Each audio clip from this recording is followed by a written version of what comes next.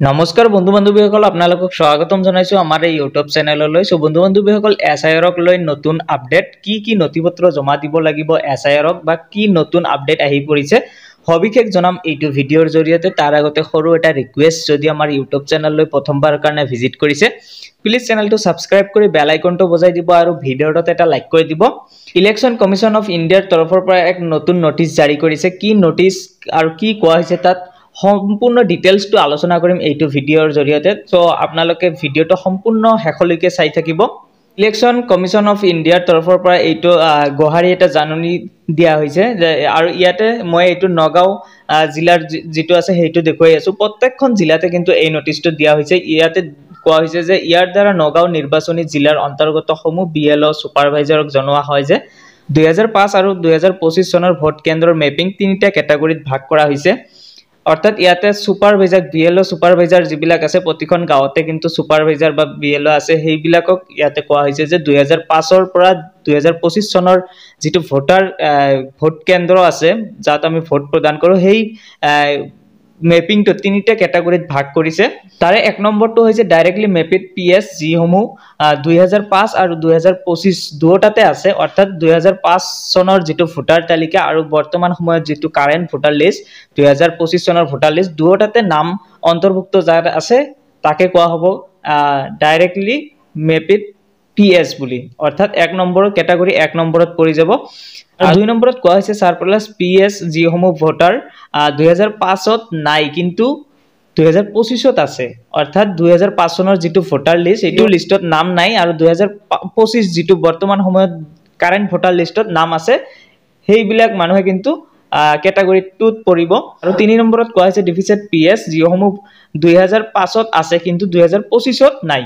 অৰ্থাৎ 2005 চনৰ যেটো ভোটাৰ তালিকা আছে সেইটোত নাম আছে কিন্তু বৰ্তমান কাৰেন্ট যেটো ভোটাৰ লিষ্ট 2025ত তাৰ নাই, সেইবিলাকৰ ক্যাটাগৰীত তৃতীয় অৰ্থাৎ 3 নম্বৰ ক্যাটাগৰীত পৰিব।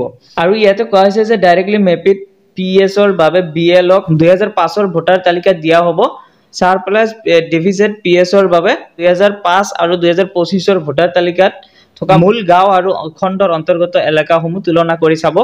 এই ক্ষেত্ৰত বিএলঅ সুপাৰভাইজাৰ AER আৰু ল্যান্ড ৰেকৰ্ড এসিস্ট্যান্ট সকলে সহায় কৰিব। মন কৰিব কোনো পিএছ যাতে আনমেপিড হৈ না থাকে। অৰ্থাৎ ইয়াতে বিএলঅ সুপাৰভাইজাৰ সকলক কোৱা হৈছে যে কোনো ভোটাৰে যাতে ইয়াতে আনমেপিড হৈ না থাকে, অৰ্থাৎ এছআইআৰৰ পৰা যাতে বঞ্চিত নহয় সেইটোৱে কোৱা হৈছে। আৰু ইয়াতে কোৱা হৈছে বিএলঅ সকলে 2025ৰ ভোটাৰ তালিকাৰ লগত 2005ৰ ভোটাৰ তালিকা তুলনা কৰি চাব। তাৰ বাবে বিএলঅ সকলক দিয়া হ'ব। এক নম্বৰত কোৱা হৈছে 2005ৰ ভোটাৰ তালিকা 2005 চনৰ ভোটাৰ তালিকাখন দিব। আৰু সেকেন্ড নম্বৰত কোৱা হৈছে 2025ৰ ভোটাৰ তালিকা দুটা কপি দিব।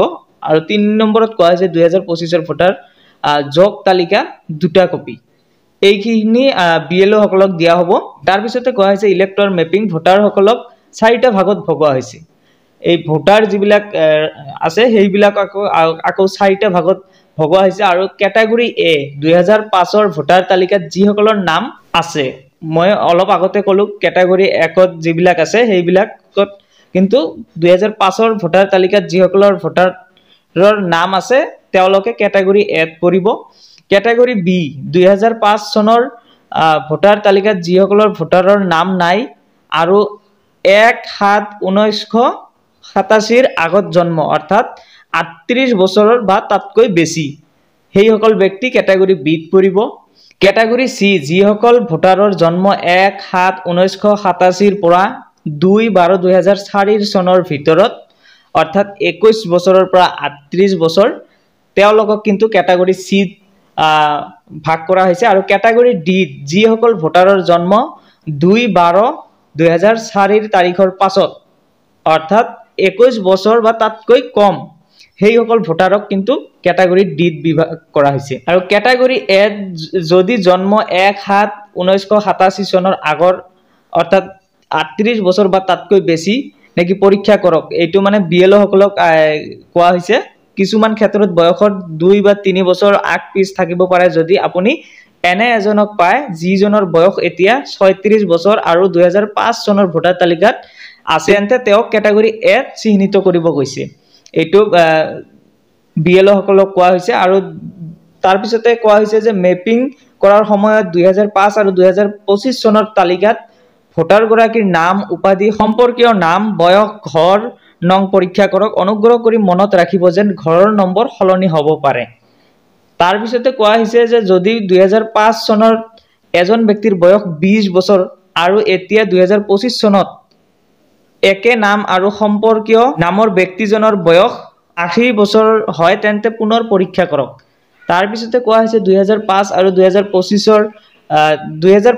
2025 চনৰ ভোটাৰ তালিকাত পৰিয়ালৰ সদস্যৰ নামৰ সাদৃশ্য পৰীক্ষা কৰক এইবিলাক কিন্তু ক্যাটাগৰী এ যিবিলাক আছে গোটেইবিলাক কিন্তু বিএলও সকলে কৰিব আৰু এইবিলাক বিএলও সকলক মানে পৰামৰ্শ দিছে যে ক্যাটাগৰী এ কেনেকৈ কৰিব লাগিব ক্যাটাগৰী বি কেনেকৈ ক্যাটাগৰী সি কেনেকৈ ক্যাটাগৰী বি কেনেকৈ কৰিব লাগিব ক্যাটাগৰী এ হেখৰ যেটো কোৱা হৈছে যে যেতিয়া ভোটাৰ গৰাকীৰ সকলো তথ্য পৰীক্ষা কৰি শুদ্ধ বুলি প্ৰমাণিত হ'ব তেতিয়া 2025 ৰ ভোটাৰ তালিকাত তলত দিয়া ধৰণে চিহ্নিত কৰিব অৰ্থাৎ কাৰেন্ট ভোটাৰ লিষ্টত এ ক্যাটাগৰীৰ যিবিলাক সেইবিলাকৰ নামটো এনেকৈ চিহ্নিত কৰিব লাগিব A/2005 ৰ তালিকাৰ মতে সমষ্টিৰ নাম লিখিব লাগিব 2000 তাৰ পিছতে অবলিক দি 2005 ৰ তালিকাৰ মতে খণ্ড নাম নংটো দিব লাগিব অবলিক দি 2005 ৰ তালিকাৰ মতে ক্ৰমিক নং যেটো আছে ভোটাৰ তালিকাত হেতু আছে ক্ৰমিক নং হেতু দিব লাগিব হেতু ক্যাটাগৰী এৰ হেতু এসআইআৰ কমপ্লিট হৈ গল তাৰ পিছতে ক্যাটাগৰী বি ত কোৱা হৈছে জন্মৰ তাৰিখ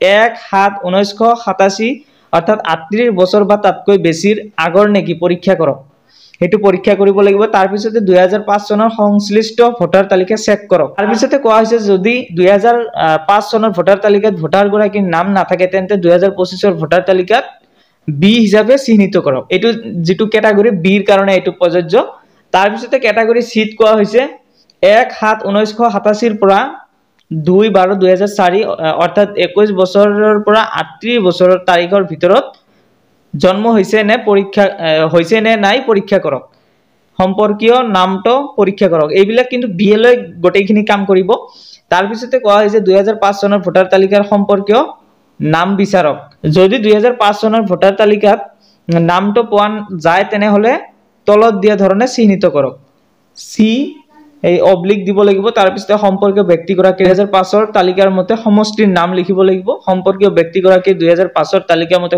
খণ্ড নং অবলিক সম্পৰ্কীয় ব্যক্তিজনৰ 2005 ৰ তালিকাৰ মতে ক্ৰমিক নম্বৰ যেটো আছে এটো দিলে ক্যাটাগৰী সি ৰ যেটো এটো এসআইআৰ কমপ্লিট হৈ যাব যদি পোৱা না যায় তেন্তে 2025 ৰ ভোটাৰ তালিকাত সিএনএফ বুলি চিহ্নিত কৰক অৰ্থাৎ সি হেতু তো বুজিলে ক্যাটাগৰী অৰ্থাৎ ক্যাটাগৰী ভাগ যেটো কৰা হৈছে এটো সি অবলিক এনএফ মানে নট ফাউন্ড বুলি চিহ্নিত কৰা হ'ব এটো একো প্ৰবলেম নহয় এটো জাস্ট এসআইআৰ টো কমপ্লিট হ'ব তাৰ পিছতে ক্যাটাগৰী ডি ত কৈছে 2/12/2004 চনৰ পিছত জন্ম হৈছে নে নাই পৰীক্ষা কৰক 21 বছৰৰ তলৰ সম্পৰ্কীয় নামটো পৰীক্ষা কৰক 2005 চনৰ ভোটাৰ তালিকাত সম্পৰ্কীয় নাম বিচাৰক যদি 2005 চনৰ ভোটাৰ তালিকাত নামটো পোৱা যায় তেনে হলে তলত দিয়া ধৰণে চিহ্নিত কৰক ইয়াতে কোৱা হৈছে ডি অবলিক সম্পৰ্কীয় ব্যক্তিগৰাকী 2005 ৰ তালিকাৰ মতে সমষ্টিৰ নং অবলিক সম্পৰ্কীয় ব্যক্তিগৰাকী 2005 ৰ তালিকাৰ মতে খণ্ড নং অবলিক 2000